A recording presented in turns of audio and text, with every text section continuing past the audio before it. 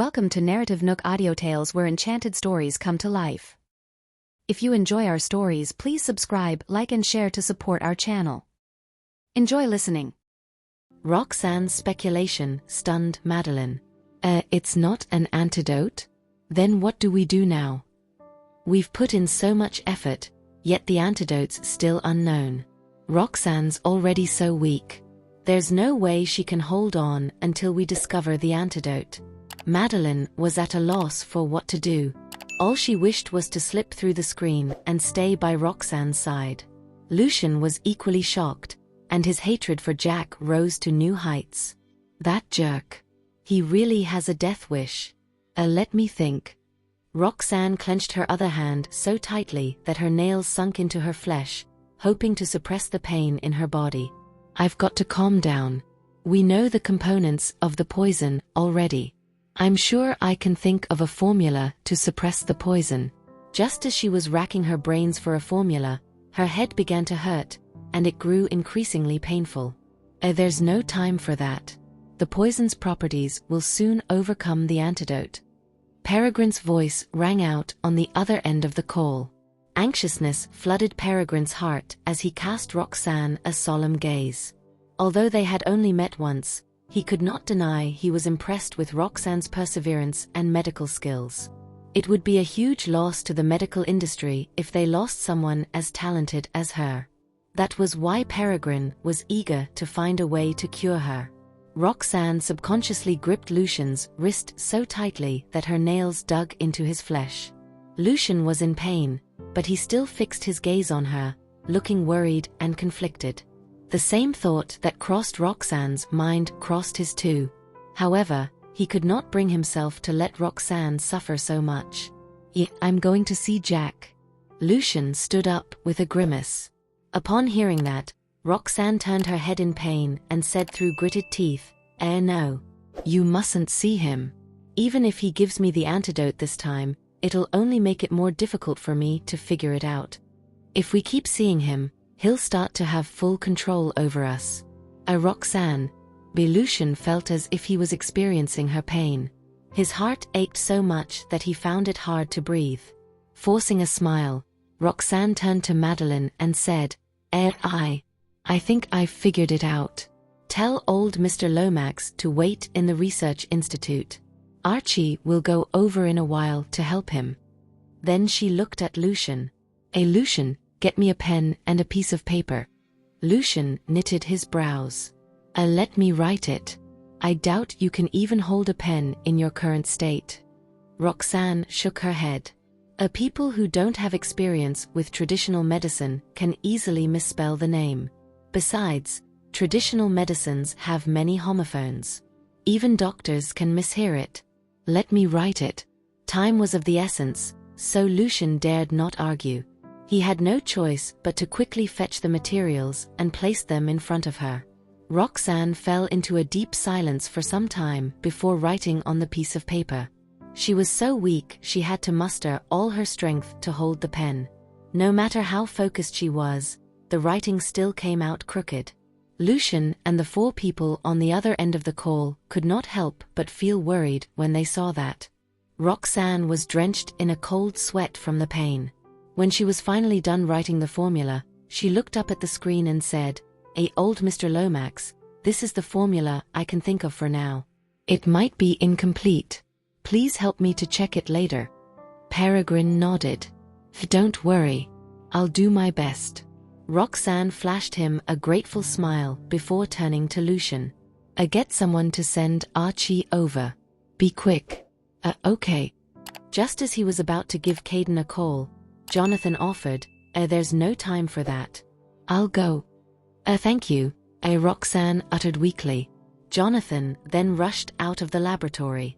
Why are you sending Archie there? Lucian pulled her into his embrace to distract her. Roxanne was trembling from the pain, but she still managed to answer. Archie remembers the order of the medicinal herbs in the research institute. Only he can gather all the herbs using the shortest amount of time. Even Roxanne could not defeat Archie in that. Meanwhile, Peregrine was confused about who Archie was. All he could gather was that Archie was a person with amazing memory based on Roxanne's description. While he was deep in his thoughts, he heard Madeline shriek, Roxanne."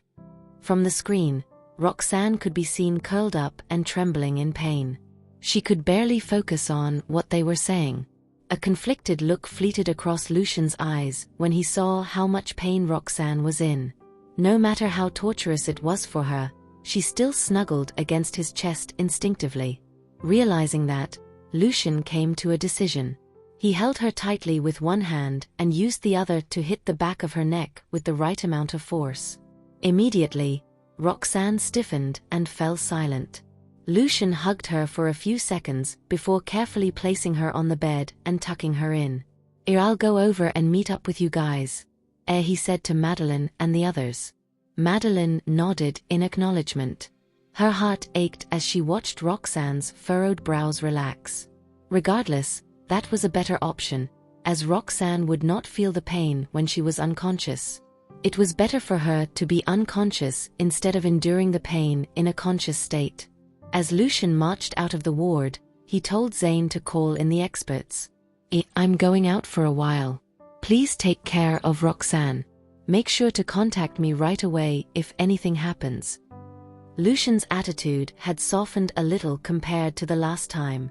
Of course, the experts were fully aware of the reason for his sudden change in attitude. They nodded fervently. "Don't worry, Mr. Farwell. We'll take good care of her." Lucian turned around and gazed at the woman on the bed before striding into the elevator with the formula she had just written. At the same time, Jonathan had arrived at the Farwell residence. The manor was brightly lit. Although there were 3 children about the age of 6 in the house, the atmosphere felt incredibly gloomy. Thinking of the reason for that made Jonathan's heart ache, and every step he took felt heavy. The moment he arrived at the entrance, the door opened automatically. Lucian must have given Catalina a call. Jonathan recollected himself before walking in. "Hello, Mr. Queen." As soon as Jonathan stepped into the house, Catalina greeted him with a troubled look. The children are upstairs. I have no idea what happened these 2 days. Mr. and Mrs. Farwell haven't been back, and the children are in a bad mood." Of course, Jonathan was aware of the reason for their bad mood. He looked up at the second floor, only to feel worse. For a moment, he did not know how to break the news to them. However, time was of the essence. He had no time to hesitate. Nodding at Catalina, Jonathan said, "I'll go upstairs and check on them." Catalina murmured a response in acknowledgement. Jonathan strode upstairs. At that moment, the 3 children were sitting in the bedroom, looking dejected. Estella cast Archie an uneasy look. "Archie, I'm scared." "What happened to Mommy? Why isn't she home yet?" Archie knitted his brows and comforted her. "Don't be scared. Mommy said she's just having a fever. Besides, Daddy will take good care of her. Don't you trust Daddy?" A look of hesitation flashed across Estella's and Benny's eyes. They trusted Lucian. However, Roxanne did not look like she was having a fever. Moreover, they had not been able to contact her for the past few days. Taking in his siblings' worried faces, Archie pursed his lips and racked his brains for a solution. He had promised Lucian he would take good care of Benny and Estella, which included their physical and emotional health. While his mind was racing, a knock sounded on the door. Archie got down from the bed and opened the door, only to feel dejected at the sight of the person standing there. "Oh, what's the matter, Mr. Queen?" Jonathan's heart sank with worry when he saw how crestfallen the children looked. Regardless, he still feigned nonchalance and said to Archie, "I have something to tell you.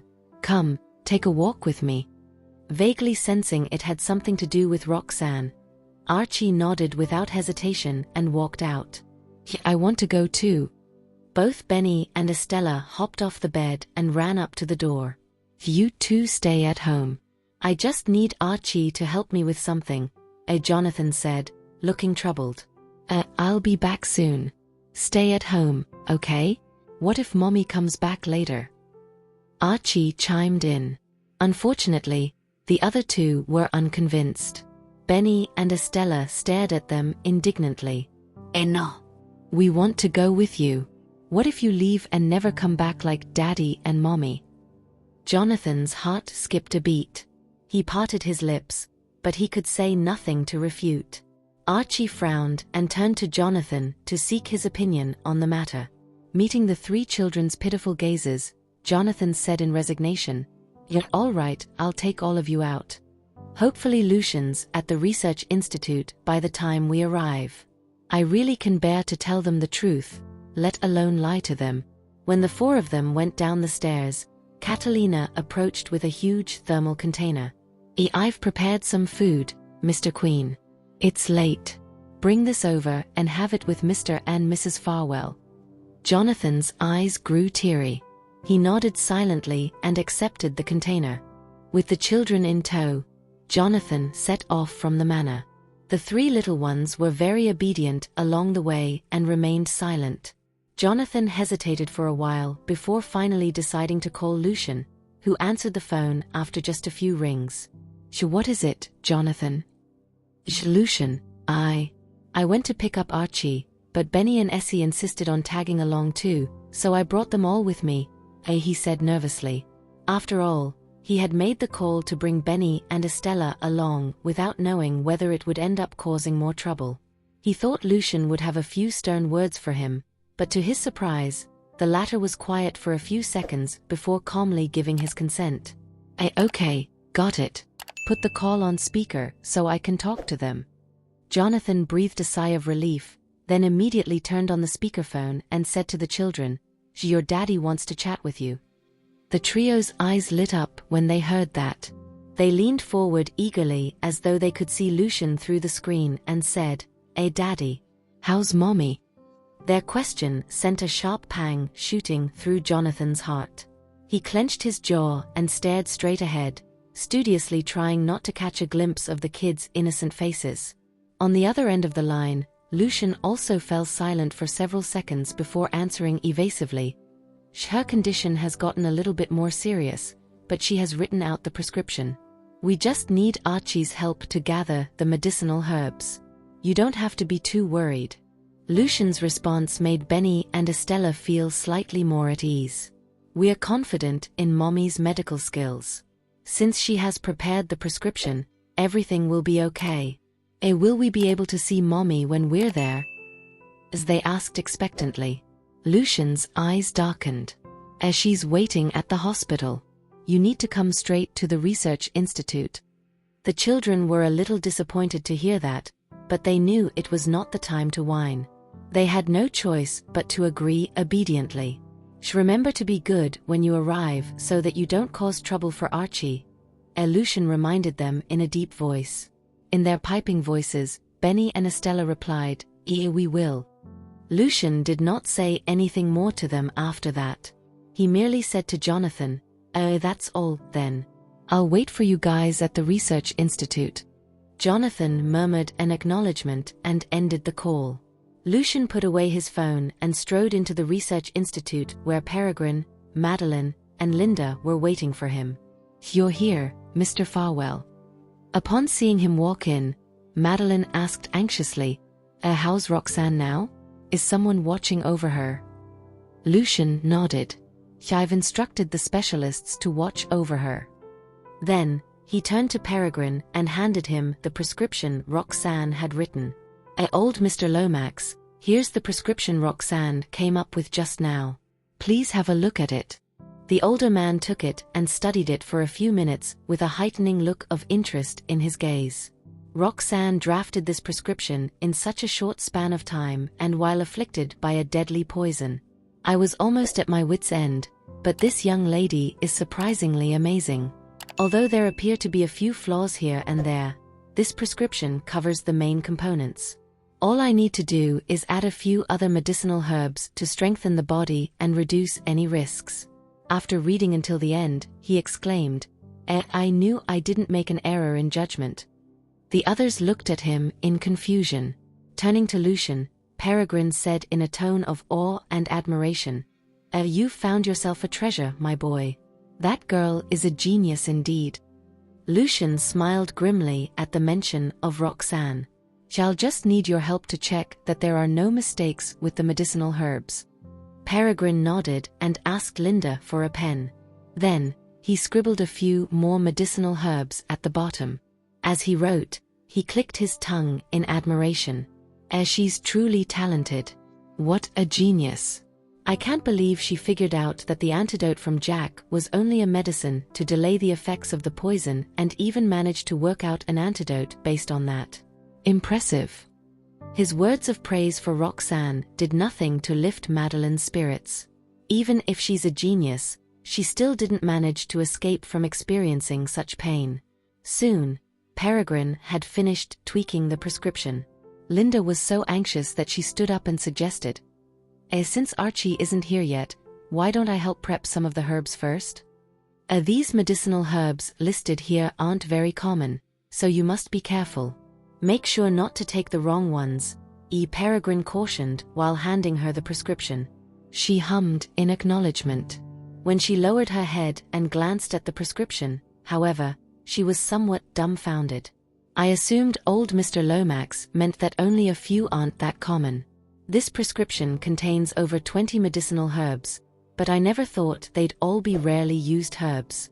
Although I've worked at the Research Institute for some time, I've been handling more administrative matters for the most part. That's why I'm not very familiar with where each medicinal herb is stored, and the ones I do recall aren't even listed here.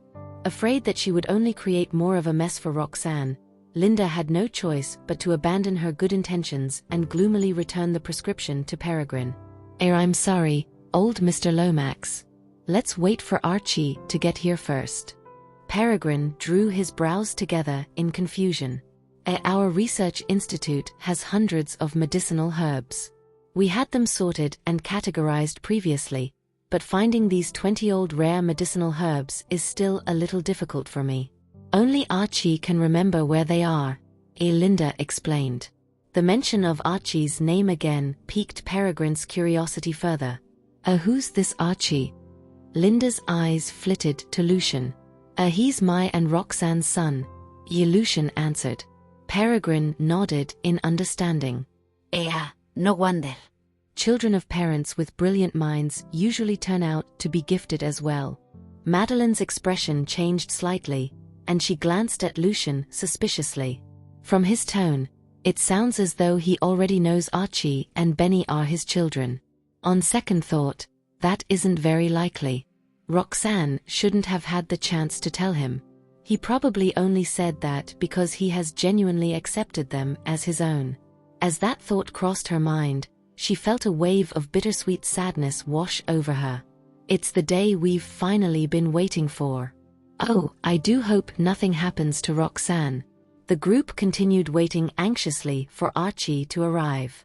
10 minutes later, a flurry of footsteps sounded from the corridor. Everyone in the laboratory sprang to their feet in unison and rushed to the door. There, they saw Jonathan hurrying toward them with the 3 children. Jonathan was walking so fast that the kids had to jog to keep up with him, yet they did not complain about feeling tired. Daddy. Spotting Lucian at the door, Benny and Estella sped up and threw themselves into his arms. Archie, however, restrained himself and hung back. He looked at Madeline and said, Aunt Madeline, let's go and gather the medicinal herbs. I haven't forgotten why I'm here, and I understand just how urgent the situation is. Otherwise, it wouldn't have been necessary to send Mr. Queen to get me in the middle of the night. Seeing him put on a strong and mature front made Madeline emotional, and she was quiet for several seconds. Then, she forced a smile and held out a hand to take his. Linda led the way while Peregrine trailed behind the trio, staring at Archie curiously. This little thing can't be more than 5 or 6 years old, but he's already amazing. Sure enough, the apple never falls far from the tree. While on their way to the warehouse, Archie asked glumly, Aunt Madeline, is my mommy very sick? At the sound of his voice, she stopped walking and lowered her gaze to glance at him, only to see him looking up at her with worry etched across his innocent, little face. Patting his head, she sidestepped the question. As long as you can help us, your mommy will be fine. There's nothing to worry about." He did not say anything. I can tell from Aunt Madeline's expression that mommy is seriously ill this time. I've got to do what I can to help. His question made Madeline even more anxious, to the point where she could not stop herself from leaning over to pick Archie up in her arms and continue walking at a quicker pace. Instantly understanding what Madeline was thinking, Linda also sped up in front of them. The four of them hurried all the way to the warehouse. Referring to the prescription Peregrine gave him, Archie began reciting the locations of the medicinal herbs according to the list. Second warehouse, third row, fifth compartment. First warehouse, topmost row, third compartment from the left. Fifth warehouse, last row, first compartment. He gave clear and precise locations for every medicinal herb needed. Linda and Madeline were in charge of searching for the medicinal herbs, while Peregrine was responsible for weighing them out. Thanks to their seamless teamwork, they succeeded in gathering all the medicinal herbs after 1 hour. Then, Peregrine checked through each one of them again. After making sure there were no mistakes, he stroked Archie's hair and sighed in relief. "My child, you're so smart." The boy looked up at him. "You're a very skilled doctor, aren't you?" Peregrine's expression softened when he heard Archie's cute voice. "Your mother is also a very skilled doctor." But mommy's not well now. Are you able to cure her?" Archie asked, gazing at the elderly man in earnest. Those words touched a chord in Peregrine's heart, and he vowed solemnly, "I'll try my best." Archie bowed to Peregrine politely. Thank you." Peregrine gazed at the boy affectionately. He was now even more determined to cure Roxanne. After checking the medicinal herbs, Peregrine wasted no time in leading a team to start researching the antidote. Archie sat in a corner and waited restlessly. Meanwhile, Lucian and Jonathan stayed with Benny and Estella in the laboratory. They were all feeling downcast. Daddy, what's the matter with mommy?"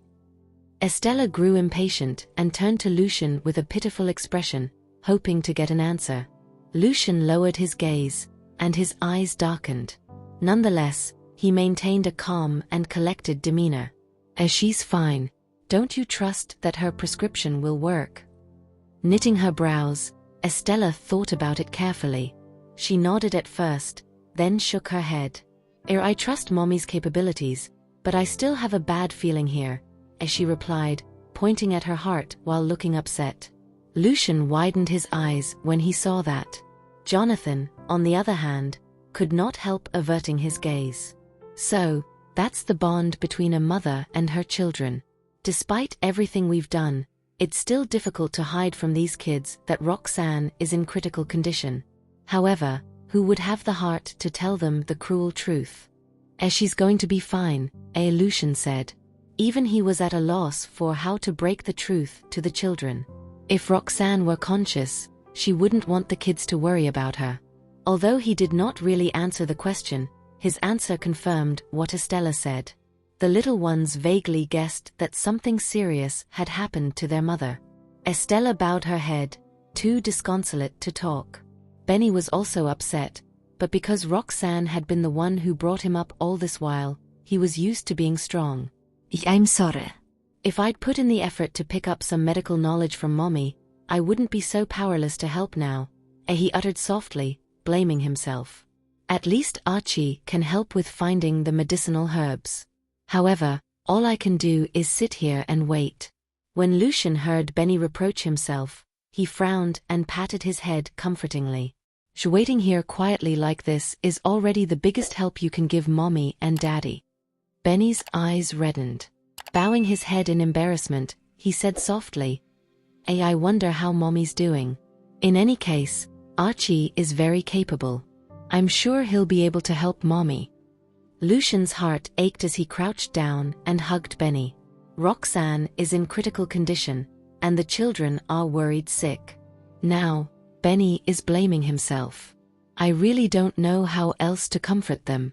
Held in Lucian's arms, Benny finally shed his strong front and revealed his vulnerable side.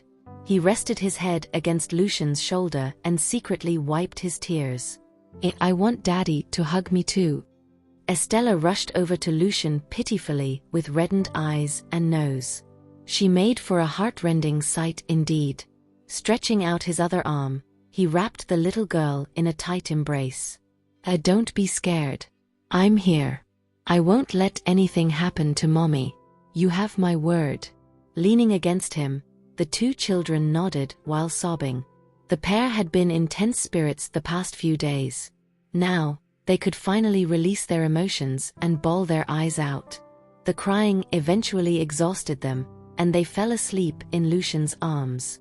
Even though they were asleep, their tears kept flowing, and they would let out choked sobs from time to time.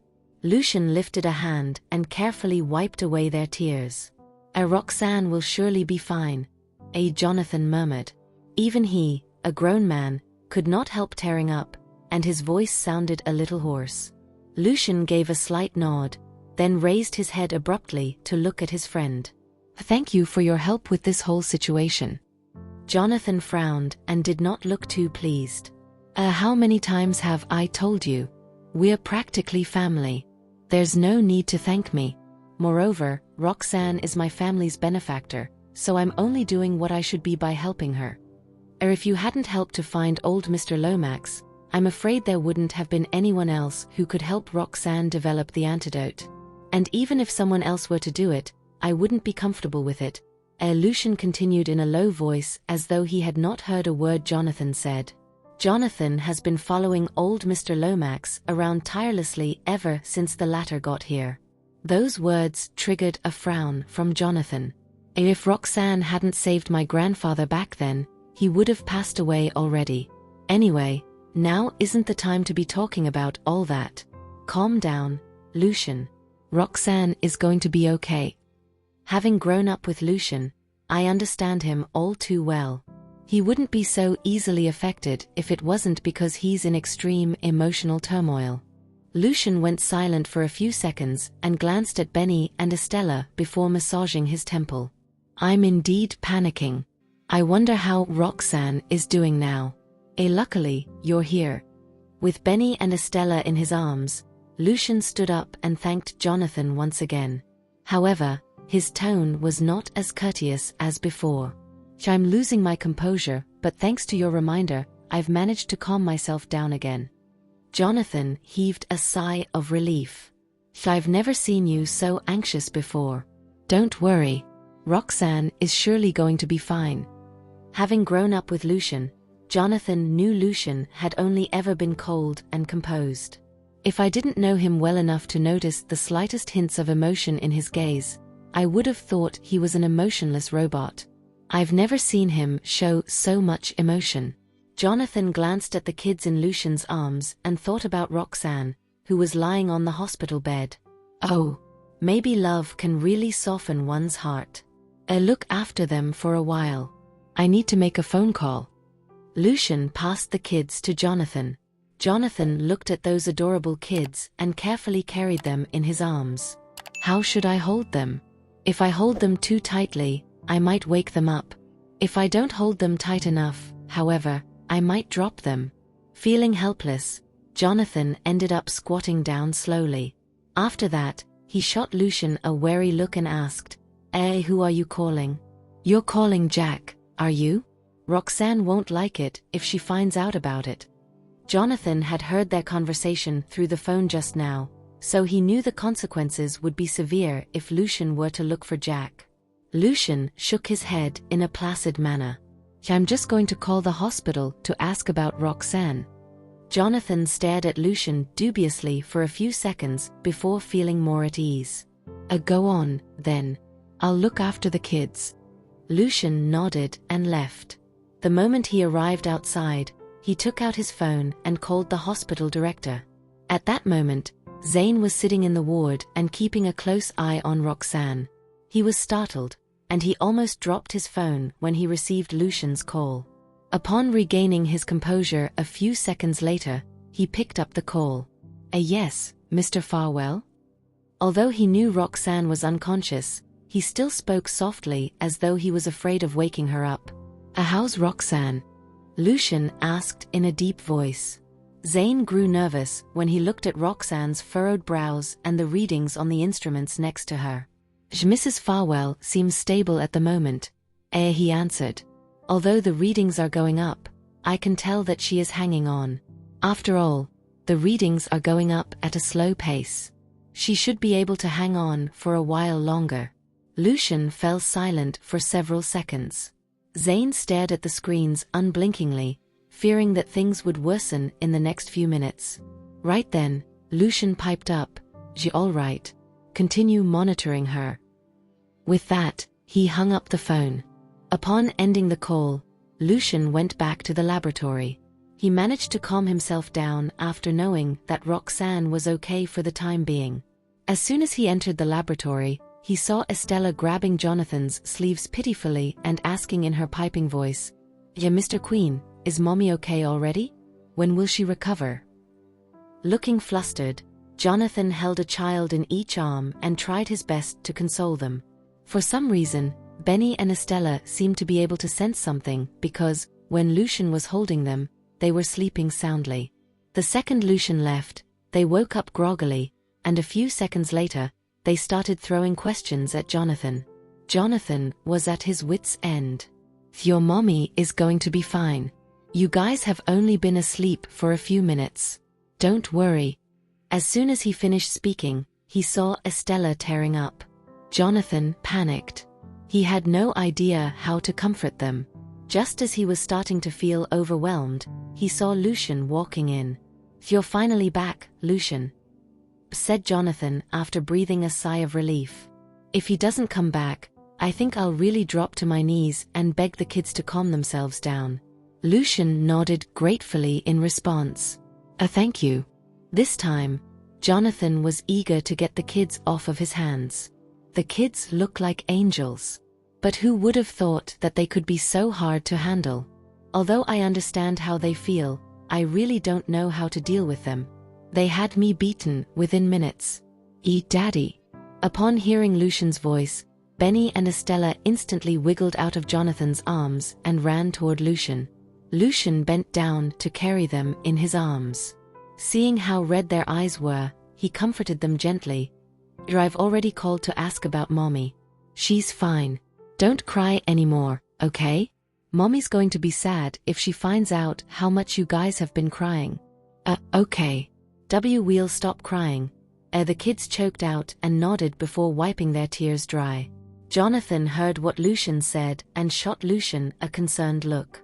When he saw Lucian nodding back at him, he finally felt at ease. However, he couldn't help glancing at his watch.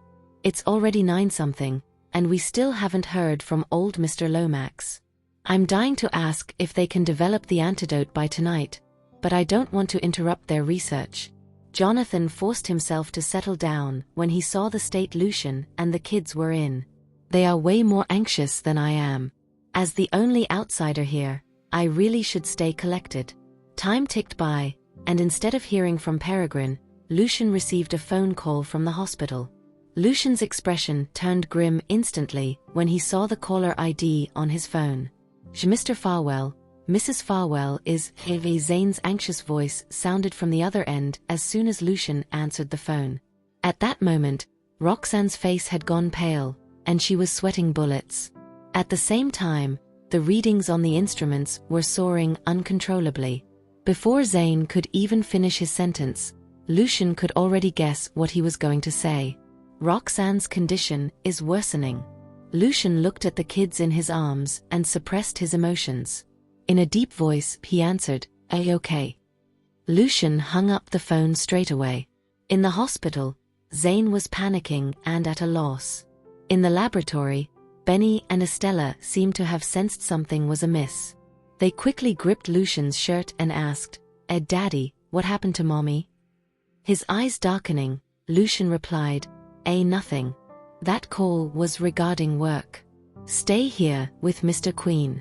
I have to go to the office." Jonathan, Benny, and Estella were filled with doubt when they heard that.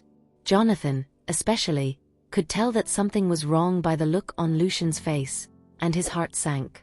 Lucian passed Benny and Estella to him and walked out of the laboratory. Lucian. Jonathan chased after Lucian. Lucian was walking so fast that he reached the end of the corridor when Jonathan was just about to go after him. Seeing that, Jonathan turned around and said to the kids, "Ye stay here. I have something to say to your daddy." With that, he dashed toward the corner of the corridor. Lucian had obviously heard Jonathan, but he had no intention of stopping.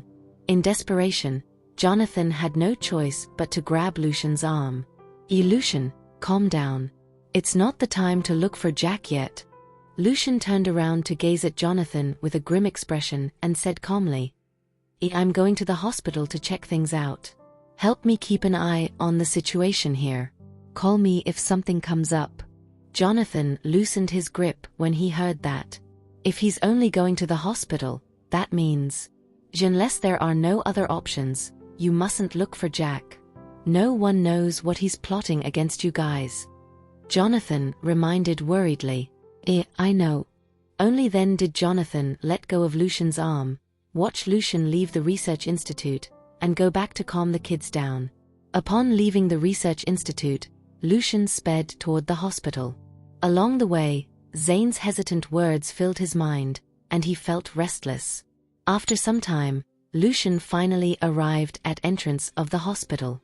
He floored the brakes and rushed into the hospital without bothering to lock the car door. With his unsteady steps, he made his way out of the elevator and walked toward the ward. "Mr. Farwell," Zane greeted. The specialists had already helped to relieve Roxanne's pain. Since there was nothing Zane could do, he could only wait outside the ward anxiously. When Zane saw Lucian, he could feel the temperature in the corridor plummeting, and he couldn't help shivering. Lucian glanced at the ward before landing his gaze on Zane. How is she?" Zane lowered his head and said cautiously, "The specialists are trying to come up with solutions. I'm not too sure about her current." Before he could finish his sentence, he was grabbed by the collar. "You're not sure? What are you here for, then?" Lucian exuded a malevolent aura, looking like a devil from hell. Once this is over, I think you should resign." Zane was so intimidated that he was gasping for air. While his legs were trembling, he stammered, "Mr. Farwell, perhaps you should check on Mrs. Farwell first. I don't need you to tell me that." Lucian tossed the hospital director aside and strode into the ward. The moment he entered the ward, he became calm again, as if he was afraid of disturbing the person inside. Thank you for listening. If you have enjoyed this story, please like and share so others can see it too. Also hit the subscription button and notification bell so you can be notified on our next release. Thank you for your support. God bless you.